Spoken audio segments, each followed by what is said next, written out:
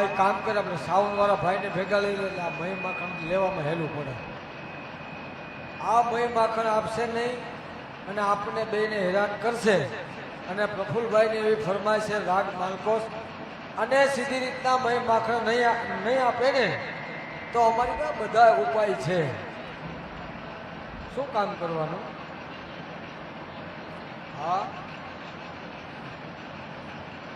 ભગવાન તો પછી જો લે હે ભગવાન, હે સખા, તું આટલી બધી હોશિયારી કરે, તમારા ભગવાનના કનૈયો અમારા માર્ગ રોકે, અને જ્યારે માં જશોદાને ફરિયાદ કરવા જાય ને, હે માં જશોદાને જ્યારે ફરિયાદ કરવા જાય કે તમારો કાનો છે અમારા મહી માખણ ઢોરી નાખે છે, અમારા મટકા ફોડી નાખે છે અને અમને અમારા કંસરાજાને લગવા નથી ભરવા દેતો, ત્યારે માં જશોદા એમ કે મારે તો 9 લાખ ધેનું દૂજે, કાયમ નવા માખણ હોય, કાયમ નવા દૂધ છાશ હોય, મારા દીકરાને તમારી ચોરી કરી અને એવું થોડુંક માખણને શું કરવું છે? પણ આ તો મહારાજ અમે મર્યાદામાં છીએ ને, જો કનૈયાને અમે રંગે હાથે પકડી અને જશોદામાં પાસે લઈ જાય ને તો જશોદાને ખબર પડે કે મારા કનૈયાના કેવા ગોકુળમાં ઉપાડ્યા છે.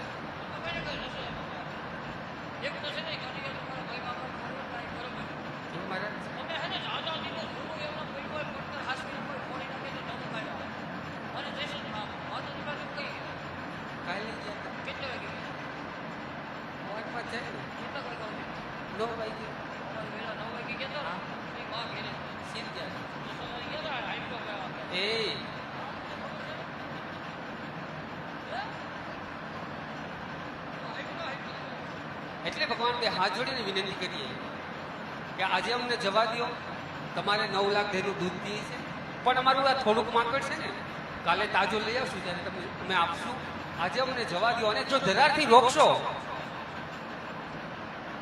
તો પછી અમે મા યશોદાને ફરિયાદ કરવા જશું.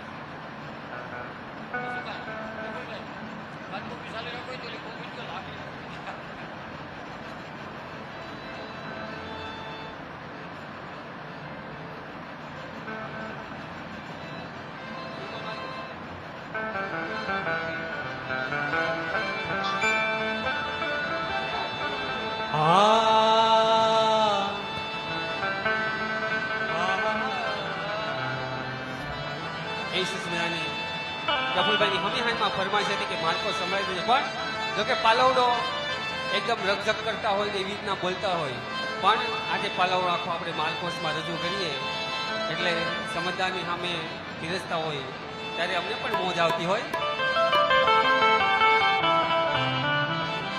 પાલવ મારો મેલો મોહનજી,